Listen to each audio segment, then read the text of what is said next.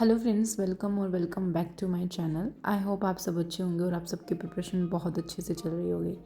तो आप सब लोगों ने यूट्यूब पे या इंस्टाग्राम पे कहीं पे 21 डेज़ ऑफ कंसिस्टेंसी के बारे में पढ़ा होगा या सुना होगा कि अगर हम किसी भी काम को 21 डेज़ के लिए करते हैं पूरी शिद्दत के साथ में, कंसिस्टेंसी के साथ में, तो वो जो भी हम काम करते हैं वो हैबिट हमारी हैबिट बन जाती है 21 डेज़ के बाद में। ठीक है, तो मैंने भी कुछ ऐसा ही सोचा है कि मैं 21 डेज़ ऑफ कंसिस्टेंसी का चैलेंज ले रही हूँ और मैं चाहती हूँ कि आप लोग भी ऐसा करो, क्योंकि हमारा अभी एग्ज़ाम आने वाला है सिविल का। अभी मार्च में 31 को नोटिफिकेशन आनी थी लेकिन अभी नहीं आई। लेकिन अभी क्या हो सकता है भाई, 1 महीने डिले हो जाएगा ज़्यादा से ज़्यादा, लेकिन एग्ज़ाम तो होगा ही। तो ये 21 डेज़ में डे 1 से लेके डे 21 तक मैं अपनी जो पूरी जर्नी है उसको ट्रैक करूँगी। मैं देखूँगी कि मैंने क्या इम्प्रूवमेंट किया है और क्या नहीं किया है। ओके, और मैं चाहती हूँ कि आप सब लोग भी मेरे साथ इस जर्नी में जुड़े।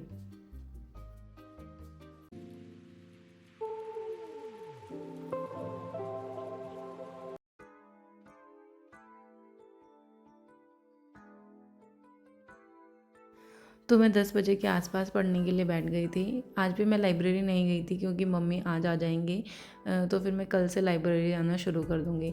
तो जो स्टार्टिंग है वो मैंने की थी एंशिएंट हिस्ट्री से। मैंने सोचा कि जो ये 21 डेज़ का जो मैंने चैलेंज लिया है कि मैं कंसिस्टेंसी के साथ पढ़ूँगी, तो इसमें मैं पहले अपना जो भी मैंने पढ़ रखा है उसको मैं अच्छे से रिवाइज़ कर लूँगी, अच्छे से प्रैक्टिस कर लूँगी उन सबको, और उसके बाद में फिर लास्ट के कुछ डेज़ में मैं अपने नए टॉपिक्स करूँगी। तो एंशिएंट हिस्ट्री मैंने पहले भी कर रखी है। तो मैंने एंशिएंट हिस्ट्री में अपने 2 से 3 चैप्टर रिवाइज़ किए थे। और एंशिएंट हिस्ट्री करने के बाद में फिर ना मेरे पास ये बुक रखी हुई थी पिनेकल की। तो मैंने इसमें से ना क्वेश्चन प्रैक्टिस किए थे, 36 के आसपास क्वेश्चन थे।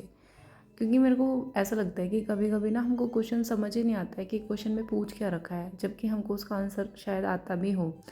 देन उसके बाद में मैंने किया था मिक्सचर एंड एलिगेशन, उसको मैंने प्रैक्टिस किया था अच्छे से।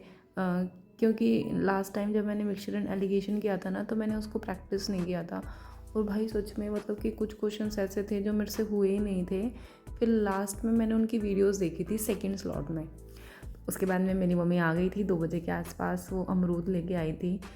तो मैंने वो अमरूद काट लिए थे खाने के लिए, और मैंने बीच में मैं सो भी गई थी कुछ देर के लिए।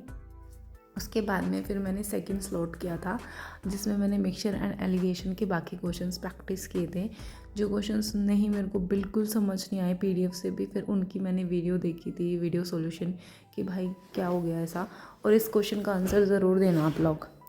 ओके, देन उसके बाद में फिर मैंने जो सीपीओ की है ना, सीपीओ की रीजनिंग की मॉक लगाई थी। मैंने रीजनिंग का मॉक लगाया था मतलब कि, और उसमें मेरे कुछ 40 कुछ मार्क्स ही आए थे। और आप ये क्वेश्चन देखो देखो, इस क्वेश्चन में फर्स्ट और सेकंड ऑप्शन में ना मेरे को भाई डिफरेंस ढूंढ के बताओ। मेरे को डिफरेंस समझ ही नहीं आ रहा है कि उन, फिर मेरे को लग रहा है कि ना ये थोड़ा एरर है इस क्वेश्चन में, क्योंकि अगर एग्ज़ाम में ऐसा क्वेश्चन आ जाए तो फिर तो गलत चीज़ हो जाए ना ये। ठीक है, अगर आपको कोई डिफरेंस दिखे तो मेरे को ज़रूर बताना। आपका क्लास डेमो है। आज के डेमो में मैं आपको प्रोसेस करवाऊंगी, वो कैप करवाऊंगी और सेंटेंस अरेंजमेंट करवाऊंगी, रीअरेंजमेंट। जिसने सुबह का क्लास नहीं देखा।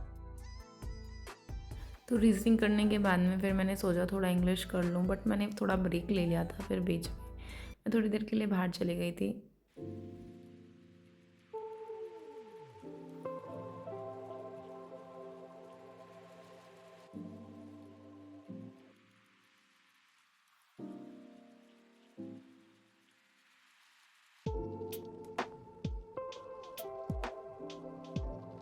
फिर उसके बाद में मैंने अपना इंग्लिश का जो लेक्चर है कंप्लीट कर लिया था। इसमें मैंने कुछ पैसेज किए थे और वो कैब कराई थी।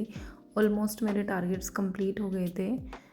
तो टाइम देखो 9:30 के आसपास फिर मैंने खाना वगैरह भी खा लिया था, और फिर मैंने अपना एक मॉक भी दिया था।